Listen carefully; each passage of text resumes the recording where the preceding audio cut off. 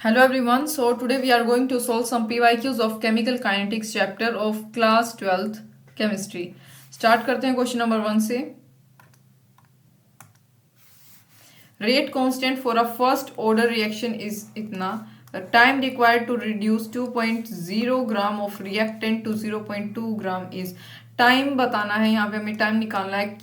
Required किसके लिए है? रिड्यूस करने के लिए 2 ग्राम रिएक्टेंट को टू 0.2 ग्राम. ठीक है, 2 को 0.2 ग्राम में रिड्यूस करने के लिए कितना टाइम लगेगा वो बताना है. देखो, जो फर्स्ट ऑर्डर रिएक्शन की अगर मैं बात करूं, first order reaction rate equation. ठीक है, फर्स्ट ऑर्डर रिएक्शन के लिए जो रेट इक्वेशन होती है वो क्या होती है? फॉर्मूला याद रखना, K is equal to 2.303 t log A naught upon a. ये फॉर्मूला है जो कि आपको याद रखना है. ठीक है, तो यहाँ पे आप क्या पुट करोगे?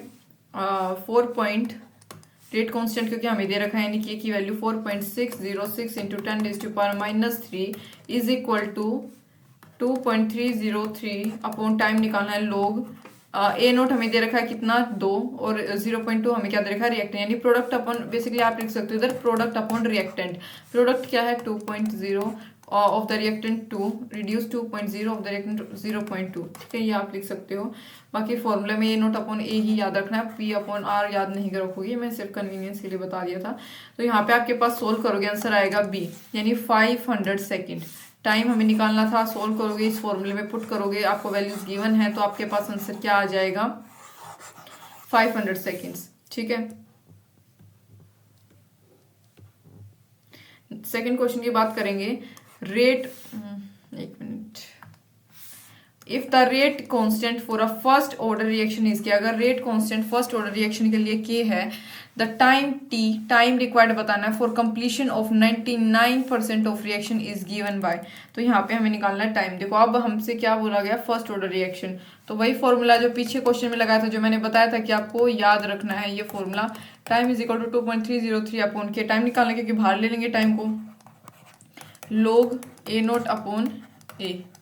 ठीक है, यहाँ पे आप पुट करोगे, हमें क्या बोल रखा है? For 99% completion of the reaction.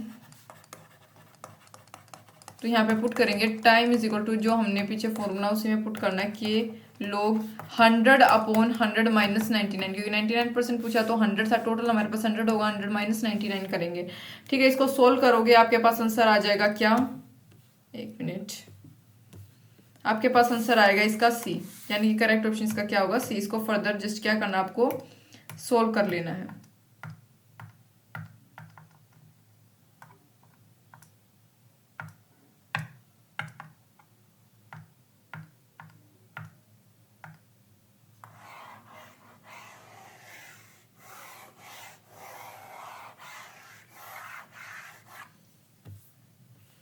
Question number 3 की बात करेंगे.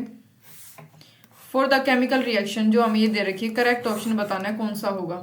तो हमारे पास क्या दे रखा है? हमें ये 4 ऑप्शन दे रखी हैं. तो देखो, हमारे पास करेक्ट ऑप्शन क्या होगा? इसका बी. नहीं, इसका बी नहीं होगा, इसका सी होगा. ठीक है, सी इसका करेक्ट ऑप्शन होगा. देखो कैसे, N2 यानी गैस है, 3H2 ये भी गैस है, क्या देगी? 2NH3. ठीक है, हमको ये प्रोडक्ट मिलेगा, तो हम क्या लिख सकते हैं? D(N2 upon D2. ठीक है, क्या लिखते हैं? रिएक्टेंट पहले लिखेंगे. रिएक्टेंट इज इक्वल टू क्या लिखते हैं हम? प्रोडक्ट. तो -1/3 जो आगे ये होते हैं हमारे पास, इसको हम अपॉन में लेते हैं, या फिर आगे, मतलब आगे इनको हम पुट करते हैं.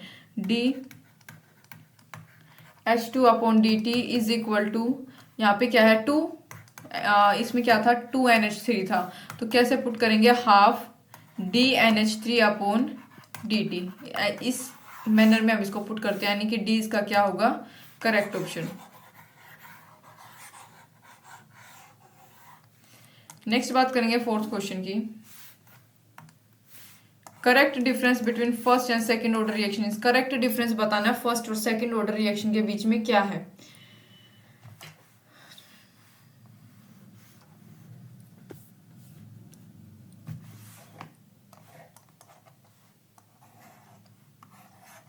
तो करेक्ट ऑप्शन भाई इसका बी होगा. देखो, जो हाफ टाइम ऑर्डर होता है, टाइम हाफ फर्स्ट ऑर्डर, क्या होता है? इंडिपेंडेंट होता है कंसंट्रेशन के, इंडिपेंडेंट ऑफ कंसंट्रेशन। अगर सेकेंड हाफ की मैं बात करूं, सेकेंड हाफ की, तो वो क्या होता है, इंडिपेंडेंट ऑफ ए नोट। तो हमारे पास करेक्ट ऑप्शन क्या होगा इसका, बी होगा कि जो हाफ लाइफ है फर्स्ट ऑर्डर रिएक्शन की वो डिपेंड नहीं करती ए नोट पे, और हाफ लाइफ जो सेकंड ऑर्डर की होती है वो डिपेंड करती है किस पे, ए नोट पे। ठीक है, does depend on A note, यानी कि हाफ लाइफ और सेकंड ऑर्डर रिएक्शन क्या आती है हमारे पास, ये देख लो आप अच्छे से, 1/k इंटू ए नोट। ठीक है, कैसे, ये अगर बढ़ेगी तो ये कम होगी, यानी डिपेंड कर रही है ना कि इसके ऊपर इसके चेंज डिपेंड करेंगे। और जो फर्स्ट ऑर्डर की बात करें तो वो कंसंट्रेशन के ऊपर डिपेंड नहीं करता, किसी भी रिस्पेक्ट में नहीं करेगा।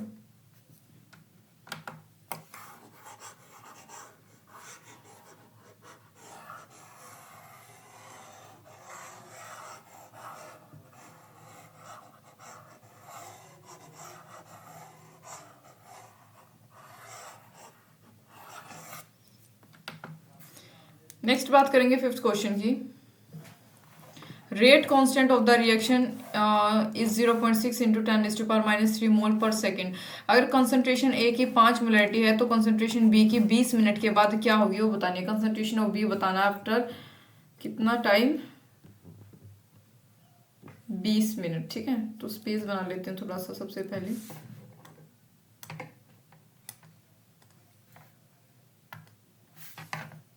देखो, rate constant k is equal to 0.6 into 10⁻³ क्या दे रखा, हमें गिवन है, मोल पर सेकेंड। ठीक है, तो यानी कि यूनिट मोल पर सेकेंड क्या शो करेगा, अगर हम बात करें यूनिट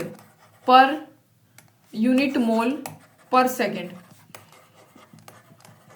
क्या शो कर रहा है, जीरो ऑर्डर रिएक्शन। ठीक है, तो हम लिख सकते, ये हमारे पास फॉर्मूला होता है A is equal to a naught minus k t, और हम इसको कैसे लिख सकते हैं, a naught minus a is equal to b की कंसंट्रेशन हमसे पूछे is equal to k T.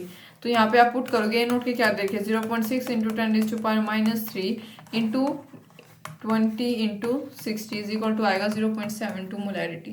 ठीक है, 20 सेकेंड के बाद कितनी होगी, 0.72, यानी कि करेक्ट ऑप्शन हमारे पास क्या आ गया,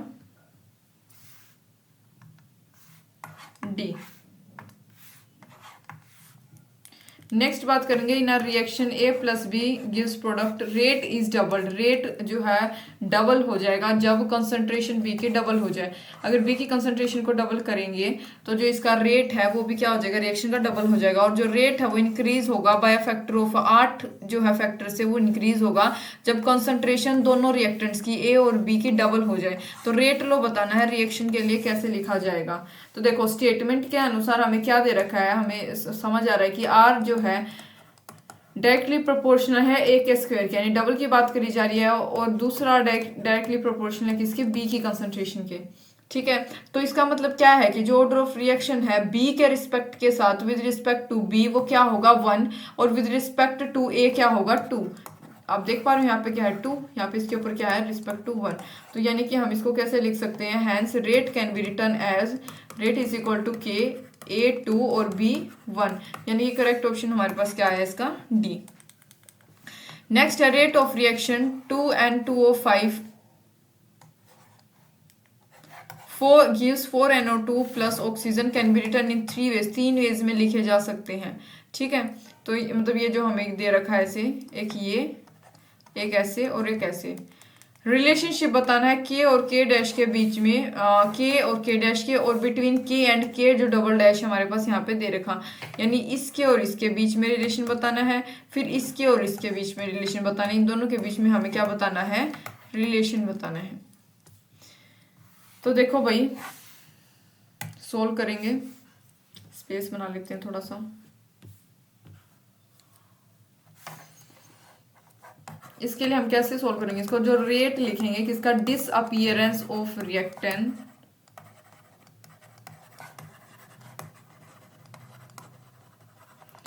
is equal to rate of appearance of products. ठीक है, हम ऐसे लिखेंगे। तो हमें अब डिसअपीयरेंस ऑफ रिएक्टेंट क्या दे रखा है हमारे पास, गिवन है ये N2O5 रिएक्टेंट ही लिखेंगे, ठीक है, upon D T is equal to, हम यहाँ पे प्रोडक्ट लिखेंगे अब 1/4।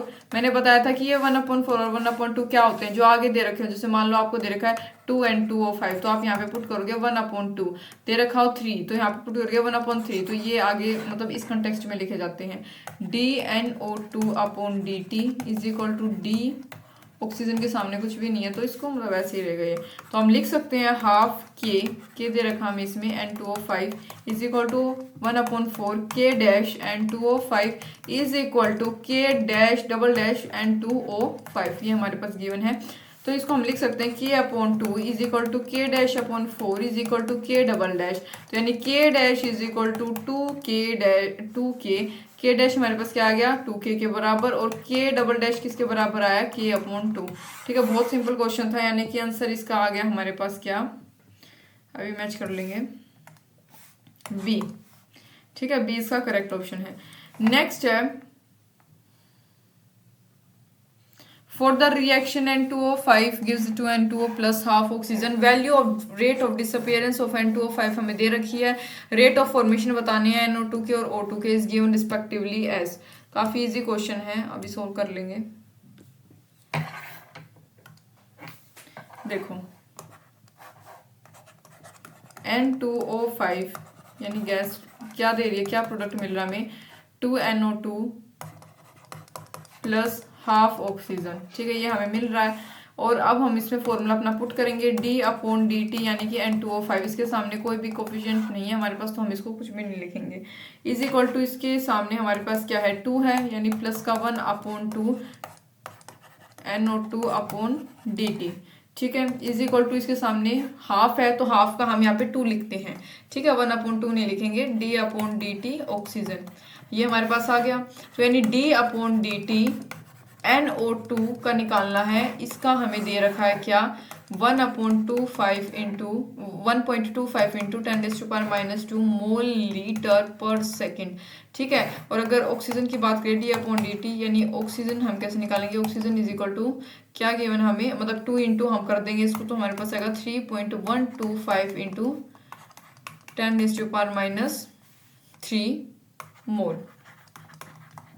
ठीक है, तो हमारे पास ये मतलब इस कॉन्टेक्स्ट में ये हमारे पास लिखे जाएंगे। तो अब देख लेंगे कौन सा आंसर हमारा जो इस क्वेश्चन के साथ मैच किया है। करेक्ट ऑप्शन इसका क्या है, बी।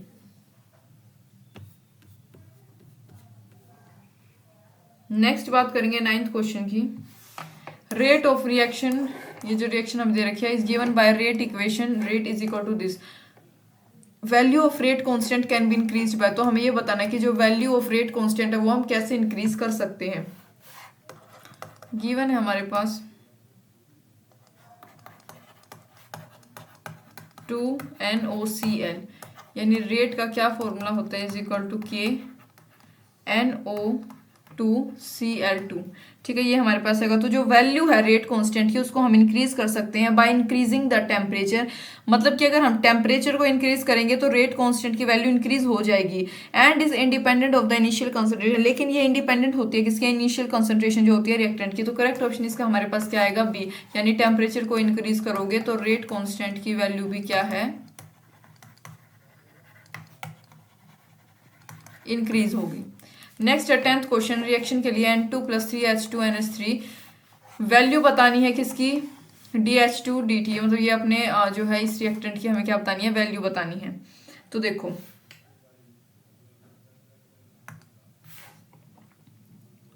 रेट ऑफ डिसअपियरेंस जो है, rate of disappearance of H2 is equal to क्या लिख सकते हैं, rate of formation of NH3। ठीक है, फॉर्मेशन ऑफ NH3 की रेट के, ठीक है, इसके इक्वल है। तो यानी कि हम क्या लिखेंगे, हाँ हम वही अपना जो है मेथड अप्लाई करेंगे 1/3, क्योंकि यहाँ पे क्या है 3 है, तो 1/3 DH2/dt is equal to NH3 के सामने क्या है 2, 1 मिनट 2 है, यानी यहाँ पे हम पुट करेंगे 1/2 DNH3/dt इज इक्वल टू क्या दे रखा है, मतलब इसको सोल्व करके हमारे पास क्या आएगा 3/2 और ये हमें दे रखा। देखो इसको इन दोनों को अगर आप एलसीएम लेके सोल्व करते हो तो आपके पास आता है 3/2। इंटू में हमें ऑलरेडी एक कांस्टेंट दे रखा है क्या 2 × 10⁻⁴। ठीक है, इज इक्वल टू में हमारे पास आ गया ये। तो इसको फर्दर आप सोल्व करोगे तो आएगा 3 × 10⁻⁴, यानी कि 10th का डी करेक्ट ऑप्शन होगा। कौन सा? डी इसका करेक्ट ऑप्शन है। नेक्स्ट बात करेंगे 11th क्वेश्चन की। इस रिएक्शन में BrO3 + 5 bromine + 6 hydrogen gives 3 Br2 + 3 H2O। जो रेट है अपीयरेंस ऑफ ब्रोमीन का is related to rate of disappearance of bromide ion as following. जो रेट है अपीयरेंस किसका? ब्रोमीन का। वो किससे रिलेटेड है? Rate of disappearance of bromide ions as following. ठीक है, वो बताना है हमें।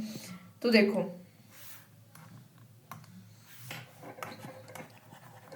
Rate of disappearance of bromine is equal to rate of appearance of bromine। ठीक है, Br2 ये ब्रोमाइड है, ये ब्रोमीन है। तो यहाँ पे देखो क्या लिखोगे वही अपना सेम क्राइटेरिया पुट करोगे।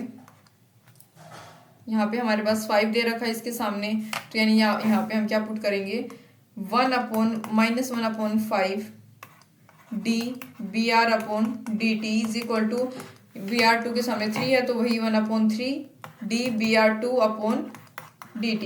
दोनों की वैल्यूज पुट करोगे आंसर आ जाएगा आपके पास 11th का डी। काफी सारे क्वेश्चंस कर चुके हैं हम इसी फॉर्मूले से, इसी मेथड से। ठीक है, तो अब आपको थोड़ा सा क्लियर हो जाना चाहिए। नेक्स्ट है फॉर द रिएक्शन, ये जो हमें रिएक्शन दे रखी है इसके लिए भी 14 following does not express the reaction rate. कौन सा इनमें से जो है इनकरेक्ट, बेसिकली आपको बताना है इनकरेक्ट बताना है कौन सा इनको एक्सप्रेस इसके रिएक्शन रेट को एक्सप्रेस नहीं कर पा रहा है अच्छे से इन ऑप्शन में से, वो बताना है। तो भाई इसका डी ऑप्शन करेक्ट है। देखो हाँ, मतलब ऑप्शंस में अगर हम देखें तो ये रिप्रेजेंट नहीं कर रहा है। It should not have negative sign, इसके पास नेगेटिव साइन नहीं होना चाहिए था। भाई आपको यहाँ पे कहीं नेगेटिव साइन दिख रहा है?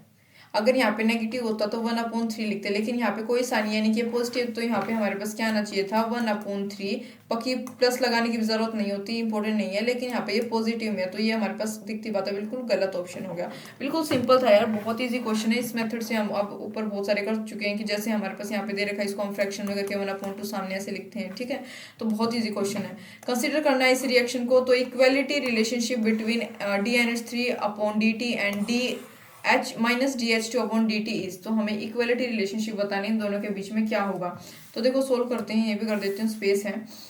देखो अगर हम लिखें क्या rate of reaction in terms of, अगर हम NH3 और H2 की कंसंट्रेशन के टर्म में लिखें तो रेट ऑफ रिएक्शन हम कैसे लिखेंगे?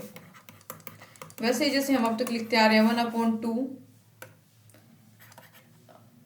डी NH3/N2 था ना, NH3 का बात करें तो यहाँ पे 1/2 लिखा हमने, NH3/dt is equal to hydrogen की लिखे -1/3। यहाँ पे हमारे पास क्या आएगा DH2/dt। ठीक है, ये हमने पुट कर लिया। यहाँ पे हमारे पास आगे क्या था, माइनस था, 3 था, -1/3। ठीक है, तो ऐसे सोल्व करना है। फर्दर आप इसको सोल्व करोगे सो आपके पास क्या आएगा DNH3/dt इज इक्वल टू, ये इसके साथ चला जाएगा -2/3 DH2/dt, यानी कि आपके पास करेक्ट ऑप्शन कौन सा है इसका? ये देखो ये इससे मैच कर गया, ए ऑप्शन आपका यहाँ पे क्या है, करेक्ट है। ठीक है, तो ऐसे सोल्व करने हैं आपको। नेक्स्ट बात करेंगे 14th क्वेश्चन की। 3A gives 2B, rate of reaction dB/dt is equal to, rate of reaction बताना है किसके इक्वल होगा।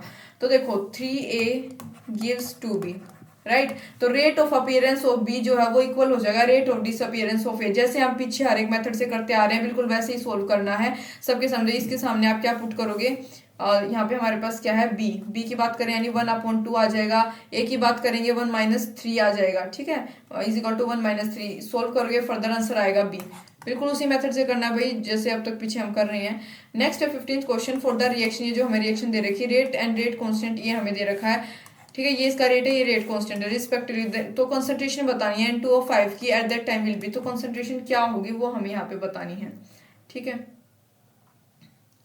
थोड़ा सा स्पेस बना लेते हैं।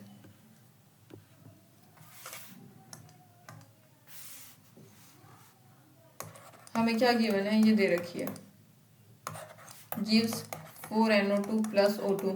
देखो यूनिट ऑफ रेट कांस्टेंट के तौर पे हम बात करें तो ये क्लियर है कि जो रिएक्शन है वो फर्स्ट ऑर्डर काइनेटिक्स को फॉलो कर रही है। हैंस जो रेट लॉ इक्वेशन होगी,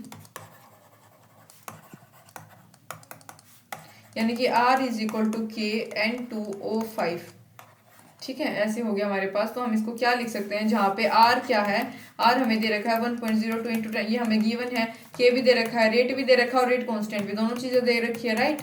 तो इस फॉर्मूले में हम दोनों चीजें पुट करेंगे तो हमारे पास N2O5 की वैल्यू आएगी 3 मोलरिटी, ठीक है। तो यानी कि हमारा करेक्ट ऑप्शन क्या होगा,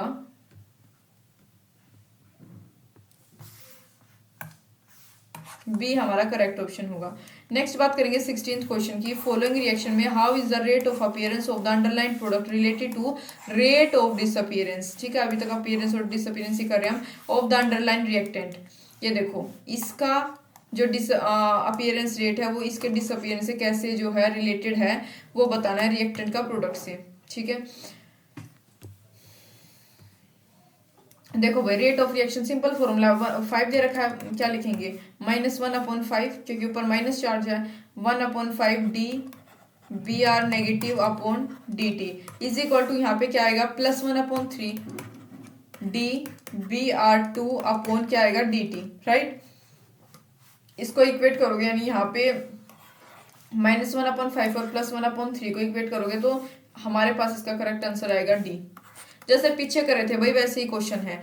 rate of reaction depend upon the, जो रेट ऑफ रिएक्शन है वो किसके ऊपर डिपेंड करती है, आप जानते हो कंसंट्रेशन जो रिएक्टेंट की कितनी होगी। देखो जो रेट ऑफ रिएक्शन है वो क्या होती है, स्पीड होती है, जिस मतलब वो कौन सी स्पीड होती है, जिस स्पीड पे रिएक्टेंट जो है प्रोडक्ट पे कन्वर्ट होता है। तो ये किसके ऊपर डिपेंड करेगी कि भाई रिएक्टेंट की कंसंट्रेशन कितनी है, ठीक है। तो ये हमारे पास, जैसे कि मैं एक इक्वेशन से समझा देती हूँ, रिएक्शन से, sorry, A + B gives product. तो यहाँ पे हमारे पास जो रेट ऑफ रिएक्शन होगा यानी कि R जो होगा वो डायरेक्टली प्रोपोर्शनल होगा A और B के ऊपर, ठीक है, ये फॉर्मूला होता है। 18th क्वेश्चन की बात करेंगे। First order reaction has a rate constant इतना, फर्स्ट ऑर्डर रिएक्शन का रेट कांस्टेंट दे रखा है। Time required for 40 gram of reactant to reduce 10 gram will be, time required बताना है, ठीक है। स्पेस बना लेंगे यहाँ पे।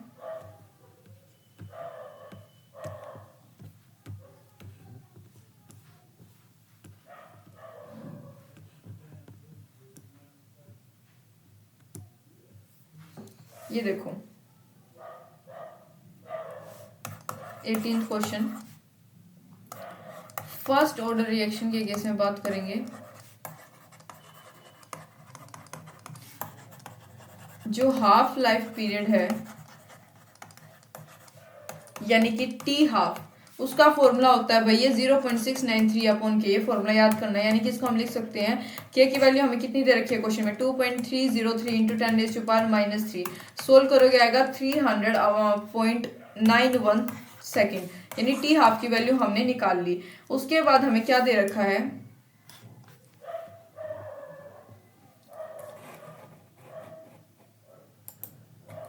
उसके बाद हमें क्या गिवन है, नाउ जो 40 ग्राम है टी हाफ में वो रिड्यूस हो गया कितने में, 20 ग्राम में। तो 20 ग्राम अगेन टी हाफ में 10 ग्राम में कन्वर्ट होगा। तो 40 gram substance requires 2 half period to reduce up to 10 gram. तो 40 ग्राम यहाँ पे हमने कंक्लूजन क्या निकाला कि 40 ग्राम को 10 ग्राम में कन्वर्ट होने के लिए 2 हाफ लाइफ पीरियड जो है लगते हैं, ठीक है, 2 लगते हैं। तो यहाँ पे हम क्या लिख सकते हैं, टाइम टेकन रिडक्शन कितना आएगा, 2 इंटू जो हमने ऊपर टाइम निकाला 300.91 सेकेंड, सोल्व करोगे आएगा 601.82, यानी अप्रोक्स आप लिख सकते हो 602 सेकेंड, ठीक है इसका आंसर। तो अब देख लेंगे किससे मैच करेगा।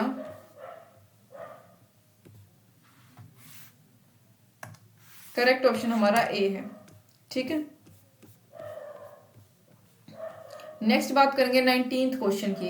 क्या दे रखा है, जब इनिशियल कंसंट्रेशन रिएक्टेंट की डबल कर दी जाए, इनिशियल कंसंट्रेशन को डबल कर देंगे तो जो हाफ लाइफ पीरियड है जीरो ऑर्डर रिएक्शन का वो हमें बताना है। तो देखो क्या फॉर्मूला होता है, यहाँ पे लिख देती हूँ, टी हाफ किसके लिए, जीरो ऑर्डर का, इज इक्वल टू फॉर्मूला होता है ये। इस चैप्टर में फॉर्मूले आपको याद रखने हैं भाई, जो भी ये टी हाफ, जीरो ऑर्डर का, फर्स्ट ऑर्डर रिएक्शन का, रेट कांस्टेंट का, ये सारे फॉर्मूलेज आपको याद रखने हैं। जैसे कि इसका मैं साथ के साथ हर क्वेश्चन में आपको मैं साथ के साथ फॉर्मूले बता रही हूँ जो अलग अलग टाइप के अभी तक हमने किए हैं, तो वो साथ के साथ आपको याद रखने हैं।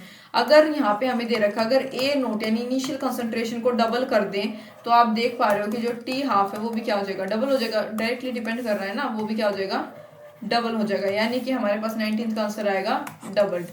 नेक्स्ट है 20th question, mechanism of hypothetical reaction is given below. ठीक है, ये दे रखा, ये x2 से ये फास्ट, ये स्लो, ये फास्ट। ठीक है, ये दे रखा। तो overall order of the reaction will be, overall order क्या होगा रिएक्शन का, ये हमें बताना है। ठीक है, तो सोल्व करते हैं स्पेस बना के। ओवरऑल रेट की अगर बात करी जाए तो क्या आएगा, x y, ये क्या था y2। ठीक है, x y2 ये था हमारे पास, ये फर्स्ट रिएक्शन। तो यानी कि k क्या है, k हम जानते हैं क्या होता है, रेट कांस्टेंट। अज्यूम करो कि जो स्टेप 1 है यानी कि जो ये है ये रिवर्सिबल है, तो इसका इक्विलिब्रियम कांस्टेंट क्या हो जाएगा भाई, k equilibrium is equal to x2 upon x2। ठीक है, क्या है, रिवर्सिबल है, तो यहाँ पे हमारे पास इसका इक्विलिब्रियम कांस्टेंट हमने निकाला, तो ये आ गया हमारे पास कुछ ऐसे। ठीक है, सोल्व करके, यानी कि हम इसको कैसे लिख सकते हैं, x को बाहर निकाल लें, x सिंपली उसका स्क्वायर जो है वो हटा दे, तो k raise to power 1 upon 2 equivalent x2 raise to power 1 upon 2, ये हमारे पास आ गया, यानी ये सेकंड इक्वेशन हो गई। तो फ्रॉम 1 एंड 2 अगर आप दोनों को कंक्लूड करोगे तो रेट इज इक्वल टू क्या आएगा, double k equivalent raise to power half x2 raise to power half, और ये y2 तो हमारे पास था ही। तो ओवरऑल ऑर्डर हमारे पास क्या आएगा, इसका overall order is equal to 1 upon 2 plus 1 is equal to 3 upon 2, इसको डिवाइड करते हैं तो क्या आएगा 1.5। यानी कि अब देख लेंगे कौन सा ऑप्शन हमारा मैच कर रहा है, यानी इसका करेक्ट ऑप्शन क्या होगा भाई, सी। ठीक है, 20th का सी क्या है, करेक्ट ऑप्शन है।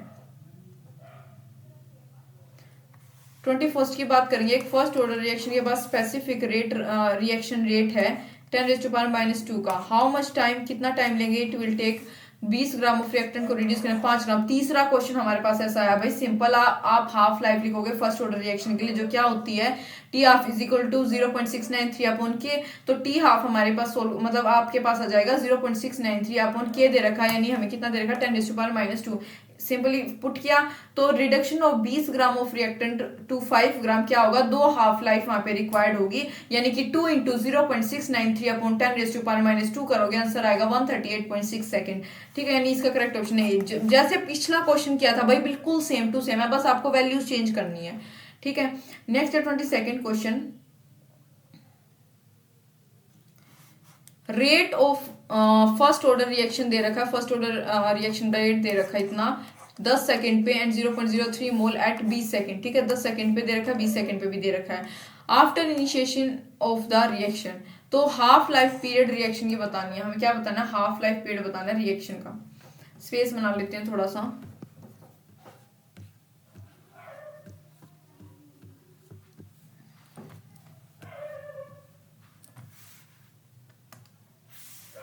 देखो भाई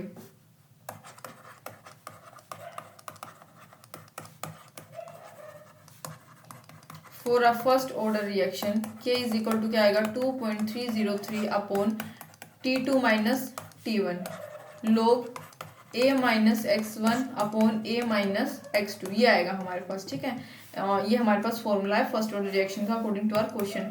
तो k is equal to 2.303 upon, दोनों टाइम दे रखे हैं, एक 20 है और एक -10।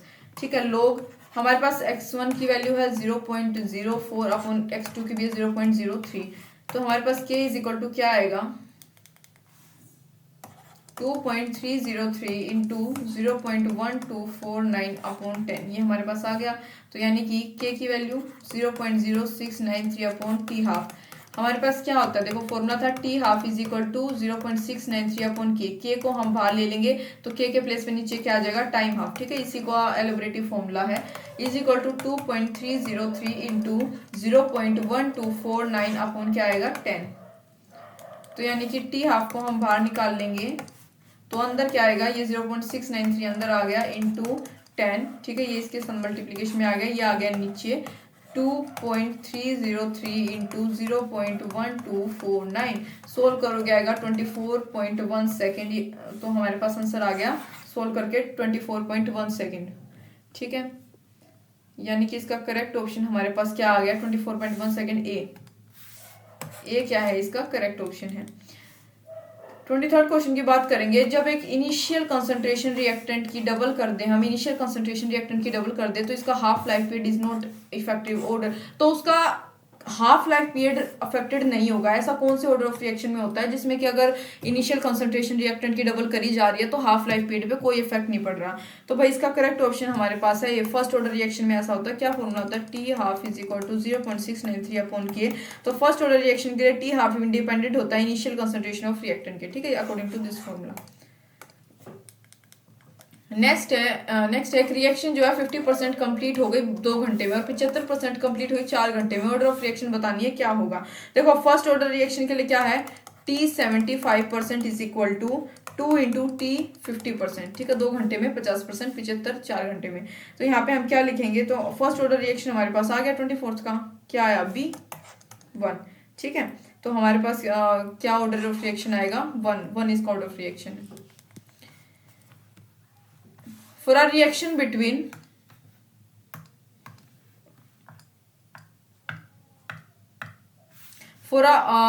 between A और B, जो ऑर्डर है विद रिस्पेक्ट टू A कितना है 2 and the order with respect to B कितना है हमारे पास 3। तो कंसंट्रेशन बतानी है बोथ A एंड B की। अगर कंसंट्रेशन A और B दोनों की डबल कर दी जाए तो rate will be increase bye a factor of, तो रेट जो है कितना मतलब किस फैक्टर से बढ़ेगा, कितना बढ़ेगा।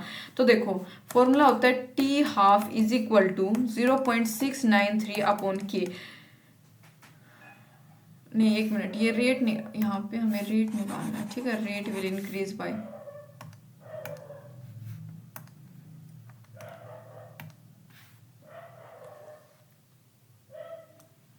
तो देखो यहाँ पे कर देती हूँ रेट, फर्स्ट रेट की अगर मैं बात करूँ तो फॉर्मूला होगा A2P2। आप जानते हो rate of reaction initial concentration के ऊपर डिपेंड करती हैं, B का क्यूब आएगा यहाँ पे, ठीक है, B कितना दे रखा है हमारे पास 3 और A दे रखा है 2, यानी A2P3, ठीक है। अगर कंसंट्रेशन A और B की डबल कर दी जाए तो यानी सेकेंड रेट हमारे पास कैसे निकल के आएगा, K2A2 2B3, तो यानी कि क्या आएगा हमारे पास, इसको सोल्व करके 32K A के ऊपर 2 और B के ऊपर 3, यानी rate will be increase by factor of, तो रेट कितने फैक्टर से इंक्रीज करेगा भाई 32 फैक्टर से, ठीक है। सिंपली आपको पुट करना था जो फॉर्मूला होता है रेट ऑफ रिएक्शन का उसमें, तो आपका 32 फैक्टर से जो है ये इंक्रीज करेगा। नेक्स्ट है 26th क्वेश्चन में क्या है, एक जीरो ऑर्डर रिएक्शन में her for every 10 degree rise of temperature, मतलब जो जितनी बार भी 10 डिग्री सेल्सियस राइज होगा टेम्परेचर में रेट डबल होगा। अगर टेम्परेचर इंक्रीज हो गया 10 डिग्री सेल्सियस से 100 डिग्री सेल्सियस पे तो रेट बताना है, रेट ऑफ रिएक्शन कितना हो जाएगा, कितने टाइम्स बड़ा हो जाएगा वो यहाँ पे हमें बताना है, ठीक है। तो देखो rate at 100 degree Celsius upon rate at 10 degree Celsius is equal to 100 minus 10 upon 10 is equal to 2 raise to power 9, यानी कि इसको सोल्व करोगे तो इसके इज इक्वल टू 9 आएगा, 2 रेज टू पावर 9 इसको सोल्व करोगे कितना आ गया 512 टाइम्स, 512 टाइम्स, यानी बी इसका करेक्ट ऑप्शन है। Which one of the following statement for the order of reaction is incorrect, भाई इनकरेक्ट स्टेटमेंट बतानी है ऑर्डर ऑफ रिएक्शन के कंटेक्स्ट में कौन सी होगी। तो डी इसका करेक्ट ऑप्शन है, order of reaction is always, कभी भी मतलब ये इनकरेक्ट है, होल नंबर नहीं होती। ऑर्डर ऑफ रिएक्शन भाई 0 हो सकती है, होल नंबर और फ्रैक्शनल कुछ भी हो सकती है, मतलब ये इसकी इनकरेक्ट स्टेटमेंट है। Order with respect to our reactant can be negative as also in this case, तो यानी कि ये ठीक है, एक्सपेरिमेंटली स्टैचोमेट्रिकली ये ठीक है, होल नंबर 0 भी हो सकती है और होल नंबर भी हो सकता है, फ्रैक्शनल भी हो सकता है, ऑलवेज होल नंबर नहीं होता, ये गलत है, ठीक है। यहाँ पे लिखते कि भाई sometimes can sometimes be a whole number, तब करेक्ट होता, ऑलवेज में ये गलत हो गया। नेक्स्ट है unit of rate constant for a zero order reaction, क्या बताना है, यूनिट ऑफ रेट कांस्टेंट बताना है जीरो ऑर्डर रिएक्शन के लिए क्या होगा। तो सिंपल है भाई, rate is equal to k A note, ये होता है हमारे पास। तो यूनिट ऑफ के क्या होगा जीरो ऑर्डर के लिए, देखो जीरो, फर्स्ट और सेकंड, इन तीनों ऑर्डर के लिए आपके पास जो है इनकी यूनिट याद होनी चाहिए। बेसिकली आपके एनसीईआरटी की बुक में एक टेबल है, उसमें ये यूनिट बता रखी है और तीन ही यूनिट है और ये तीनों यूनिट आपको याद होनी चाहिए। मैं याद की बात कर रही हूँ, ठीक है, क्योंकि इसके ऊपर क्वेश्चन आते हैं। समझ नहीं आ रहा है कोई दिक्कत नहीं है, याद कर लो इनको। यानी कि इसका क्या आएगा हमारे पास 28 का करेक्ट ऑप्शन होगा ए, जीरो ऑर्डर के लिए ये होता है इसका यूनिट। नेक्स्ट बात करेंगे 29th क्वेश्चन की। काइनेटिक स्टडी ऑफ रिएक्शन के दौरान यानी जो हमारे पास है फॉलोइंग रिजल्ट वर ऑब्टेन, ये रिजल्ट जो है वहां पे ऑब्टेन हुए, ठीक है। तो based on above data which one of the following is correct, तो जो डाटा हमें दे रखा है फर्स्ट सेकंड थर्ड फोर्थ इनके रिस्पेक्ट में कौन सा यहाँ पे करेक्ट है। तो भाई करेक्ट तो हमारे पास ये डी है, डी करेक्ट होगा। कैसे, अगर हम केस सेकंड और थर्ड की बात करें, अगर कंसंट्रेशन ए की कंसंट्रेशन को कांस्टेंट रखें और कंसंट्रेशन ऑफ बी डबल हो जाए, कंसंट्रेशन ऑफ ए जो है कांस्टेंट है, बी की डबल हुई, आप देख पा रहे हो 0.2 से 4 हो गई, डबल हुई, तो जो रेट है क्वाड्रपल्स, हैंस ये क्या होगा एक सेकंड ऑर्डर, यहाँ पे 2 से डबल हुई तो ये कैसा हो गया सेकंड ऑर्डर रिएक्शन हो गया, ठीक है। Second order with respect to B के रिस्पेक्ट में कैसा हुआ सेकंड। लेकिन अगर हम फर्स्ट और फोर्थ केस को देखें, फर्स्ट और फोर्थ केस को, तो देखो इसमें क्या है, अगर कॉन्सेंट्रेशन बी की कांस्टेंट है, कॉन्सेंट्रेशन ऑफ बी की कॉन्सेंट्रेशन जो है क्या रहे कांस्टेंट रहे, तो कॉन्सेंट्रेशन जो ए की है वो कितने टाइम इंक्रीज हुई, 4 गुना, 0.1 से 0.4 यानी 4 टाइम्स इंक्रीज हुई। हैंस जो ऑर्डर है विद रिस्पेक्ट टू ए क्या होगा वो 1, यानी कि करेक्ट हमारे पास इसका ये जा रहा है कि ए का यहाँ पे 1 है, ठीक है। ऐसा नहीं है कि कोई से का दोनों का ही 1 है, ये गलत है। ए का 2 नहीं, बिल्कुल नहीं, ए का 2 कब हुआ है यहाँ पे, ए का 2 तो था ही नहीं, 4 मतलब यहाँ पे 1 ही रहेगा अपने पास, ठीक है। यहाँ पे देखो 1 ही रहा है ना, ए का जो है कांस्टेंट रही है भी इसके सेकंड और थर्ड के केस में।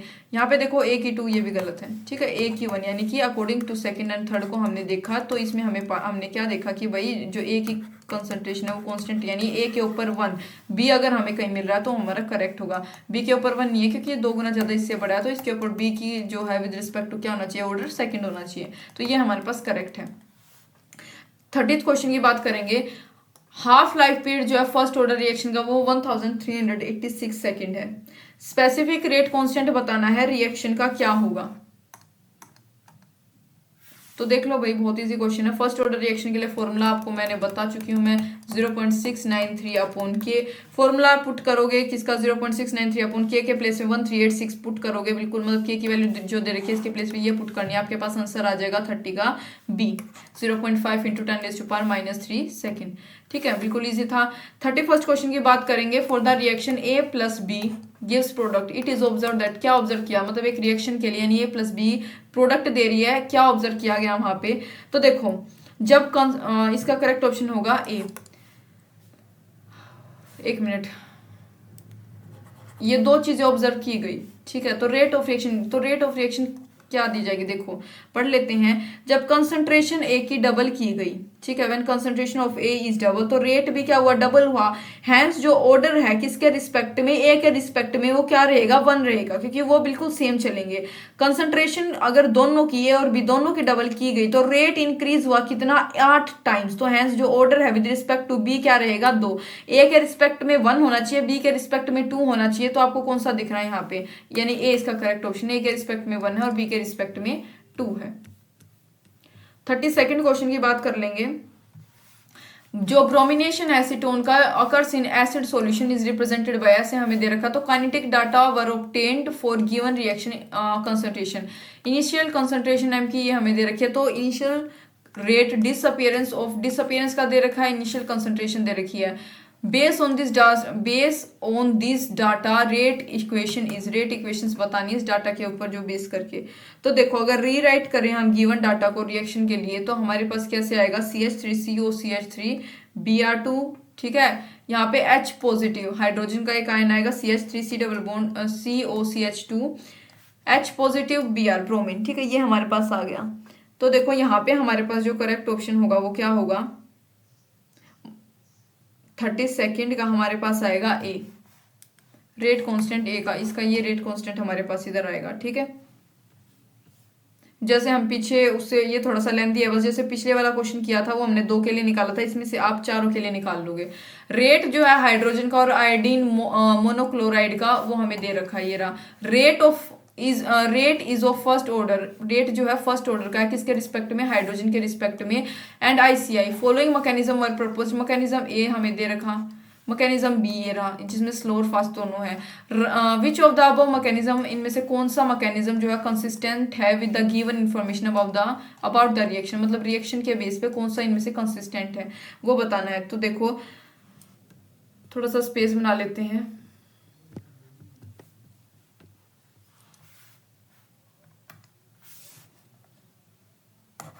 देखो एज जो स्लोएस्ट स्टेप है, एज द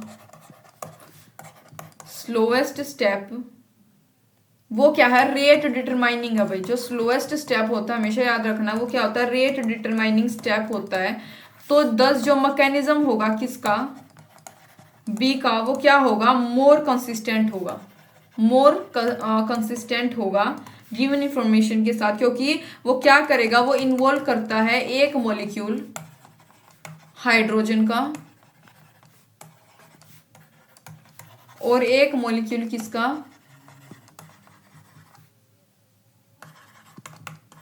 आयोडीन क्लोराइड का। ठीक है, तो उसको हम कैसे एक्सप्रेस कर सकते हैं, rate constant is equal to, rate equation is equal to, rate is equal to rate constant H2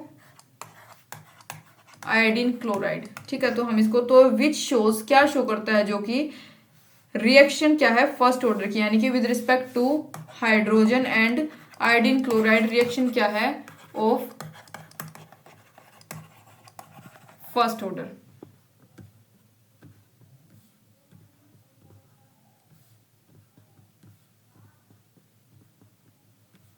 यानी कि करेक्ट ऑप्शन इसका क्या होगा, डी।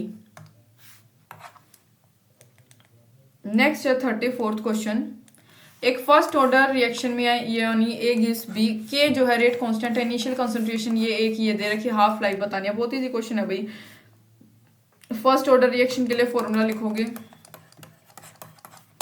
log 10 A/A-x, ये होगा, जहाँ पे t किसके इक्वल है, t हाफ के हमें दे रखा है, तो यहाँ पे सिंपली आपको फॉर्मूला पुट करना है, वैल्यूज पुट करनी है, आपके पास आंसर आ जाएगा C। ठीक है, तो इसी के साथ हमारे जो PYQs है वो फिनिश हो गए केमिकल काइनेटिक्स की। उम्मीद आपको समझ आए होंगे। Thank you for watching.